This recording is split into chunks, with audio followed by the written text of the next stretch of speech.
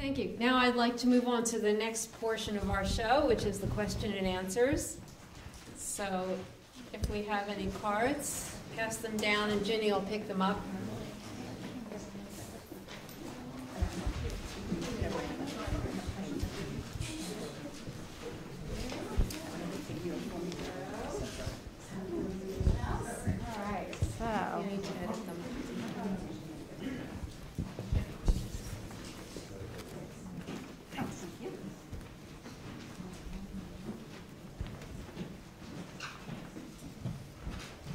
Okay, so the first question, if you have any more, you can feel free to give it to Ginny.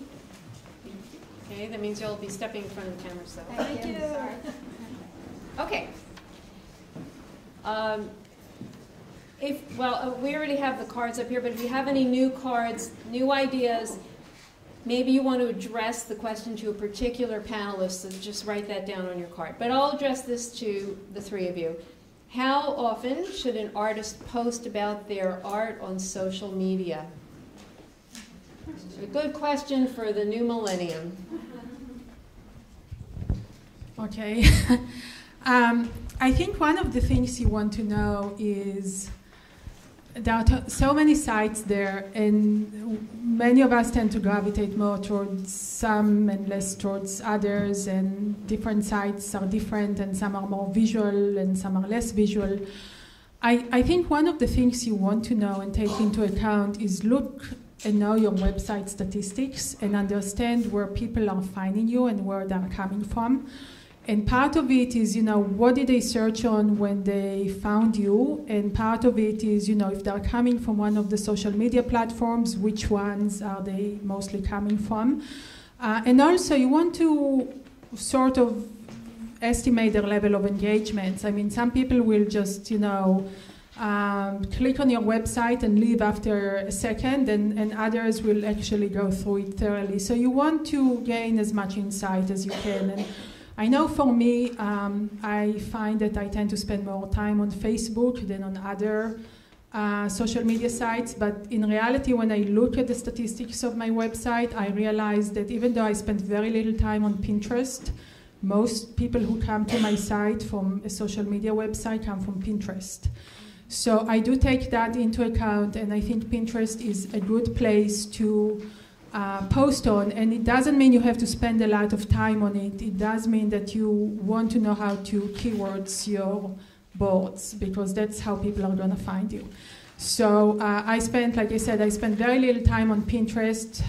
Most of it when it first came up. I occasionally update new work, but I don't do it on a regular basis, and still I find that not only drives a lot of traffic, but it drives traffic that spends a lot more time on my website.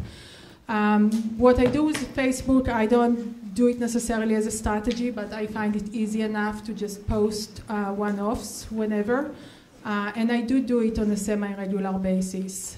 And I try not to spend too much time on it otherwise. I find that it is important to keep your work in front of people on a regular basis and know who you are keeping it in front of. And I find that if you have systems in place, it's not that hard to do.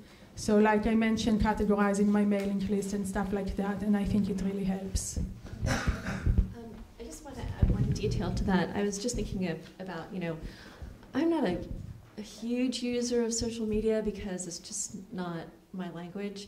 But I use Facebook, and I tell all of my artists that they need to have a Facebook page, because if you don't exist there, it feels like you don't exist.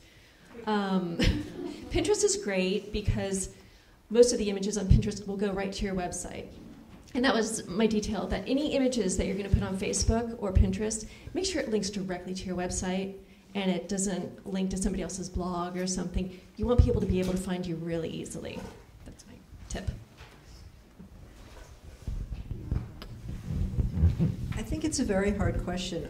My sense, though, as a curator, and I'm going to use that hat for the moment, is I'm interested every couple months to see what new people are doing. Unfortunately, I don't have the time to constantly follow everything everybody's doing, but I'm fascinated when I get 4 or 5 images of new work, and that really helps me follow and see how they're progressing and moving along.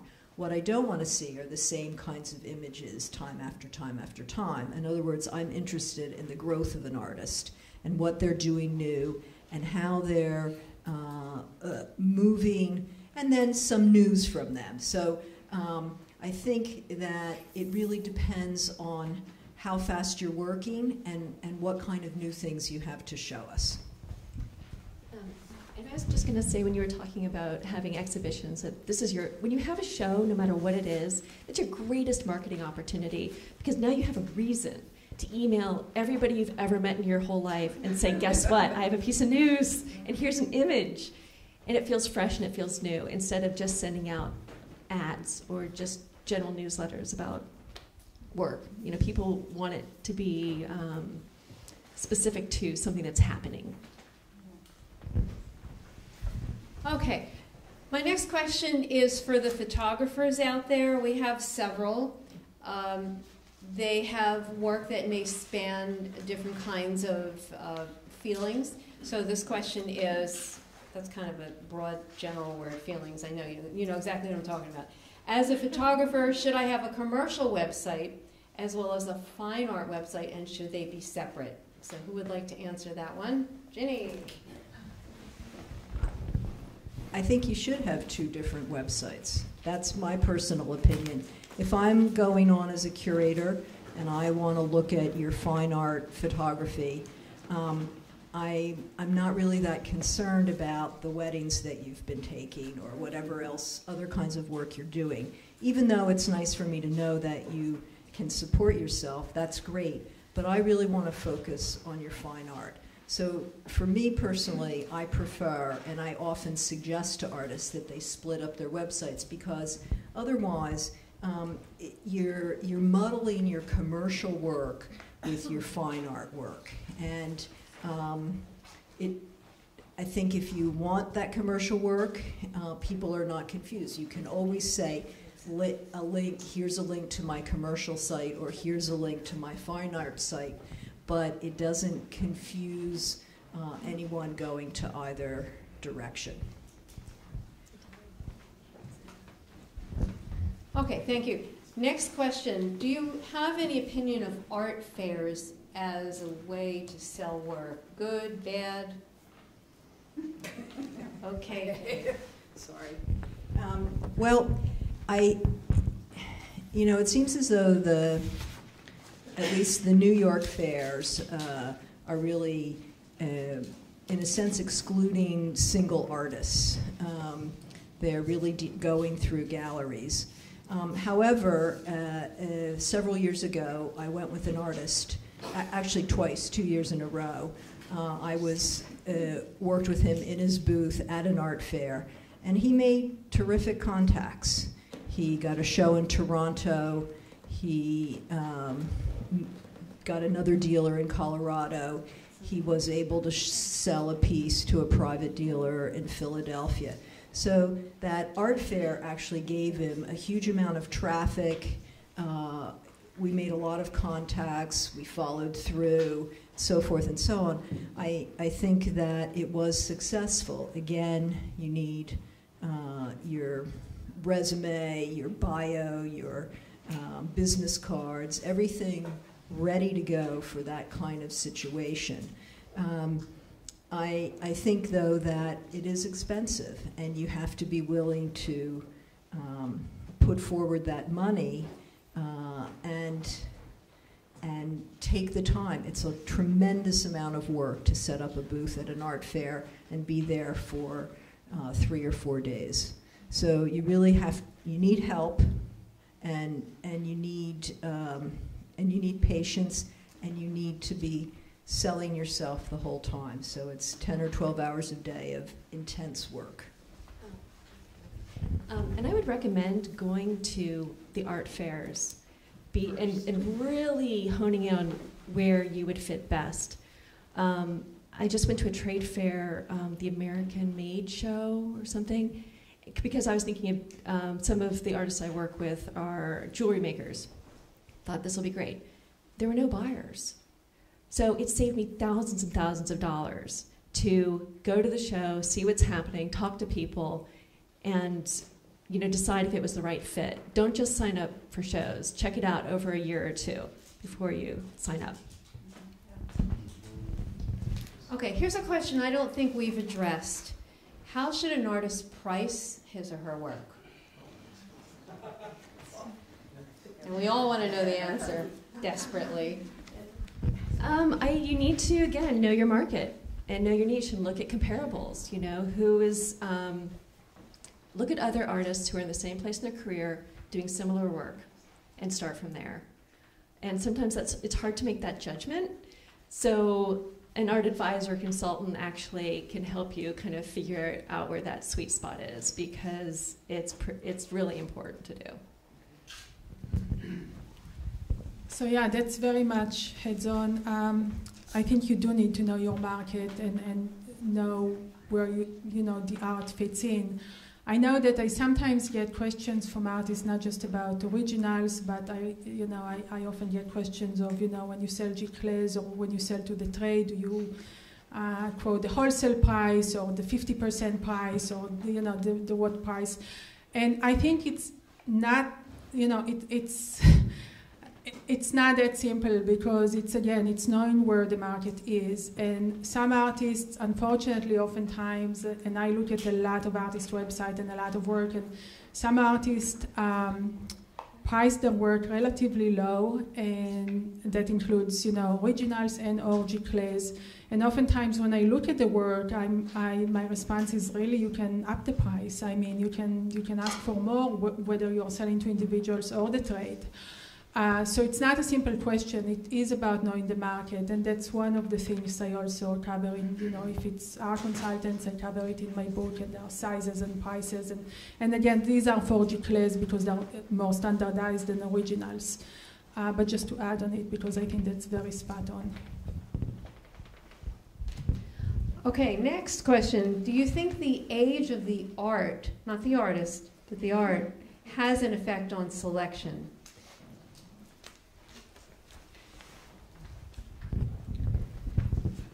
Well,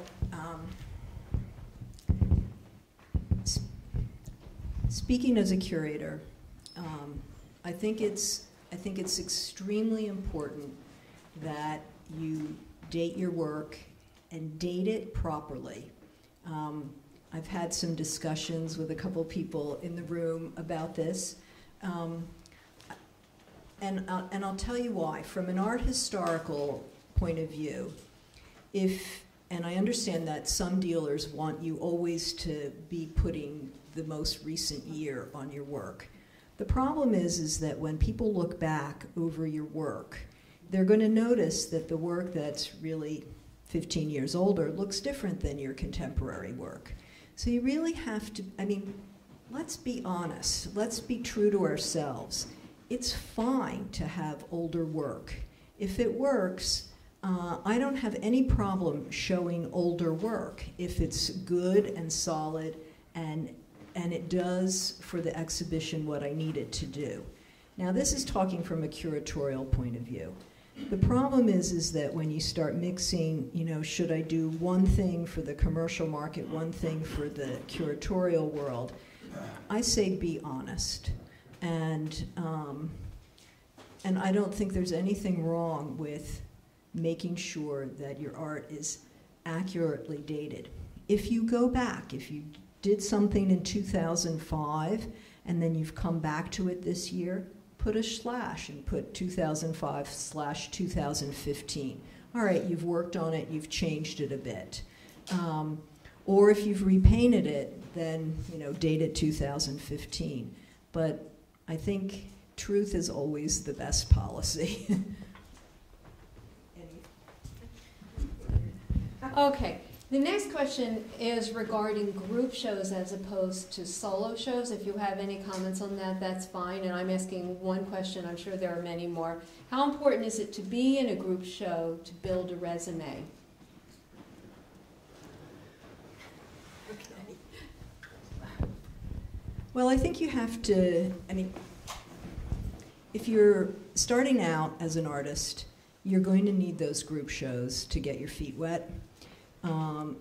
it would be wonderful if somebody offered you immediately a solo exhibition, but it usually doesn't happen that way. I think you want to become part of the art world. You want to, get your work out there so other people can see it. And then I think you want to try to work with a curator, try to send your work out, do a catalog of your work, and get it around so people can see how effective it is. And then try for a two-person show, a one-person show. Of course, it's much better on your resume to list one-person solo exhibitions. But the reality is that there are more group exhibitions to be in than there are a chance to have a solo show. So your resume is probably going to have some solo exhibitions, some two-person exhibitions, and hopefully a lot of group shows as well. Okay, so I hope you've enjoyed it. We've certainly learned a lot, and I'd like to thank our panelists for coming, Ginny, Celine, and Laron. So let's give them a hand.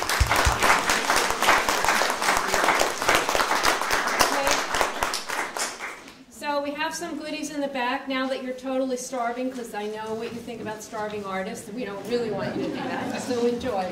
Thank you.